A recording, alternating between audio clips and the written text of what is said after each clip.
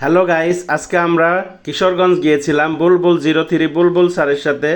আমি আছি এবং আমার সাথে মাজেদ ভাই আছে। কাপাসিয়া টোকে ভাইরাল হোটেল নিরিবিলি, এই হোটেলে আমরা দুপুরে লাঞ্চ করব। বুলবুল স্যারের শ্বশুর বাড়ি কাপাসিয়া। বুলবুল স্যারের কাছে জানতে চাবো এই ভাইরাল হোটেলের কিছু বিষয়। স্যার কিছু বলুন। এলাকার জামাই এই এই এই এই এই হোটেল নিরিবিলি যে এলাকাটা বিখ্যাত 101 প্রকার ভর্তা। তো আমি আজকে প্রথম এখানে বসছি। আমি গেছিলাম কিশোরগঞ্জ, ওখান থেকে ঘুরে আসতেছি, শ্বশুরবাড়ি উঠি নাই, দাঁড়ায় নাই, এখানে খাবো তাই। ঠিক আছে, যাই হোক দোয়া করবেন, চেষ্টা করবেন। বউ বানায় খাই না এখানে খাই। তো বন্ধুরা, আমাদের খাওয়া দাওয়া শেষ এবং এই নিরিবিলি হোটেলের সাথে একটা ভাইরাল পানের দোকানও আছে। সেখানে আমরা পানের অর্ডার দিয়েছি। দেখুন, অনেকগুলো মশলা দিয়ে পানটা তৈরি করতেছে।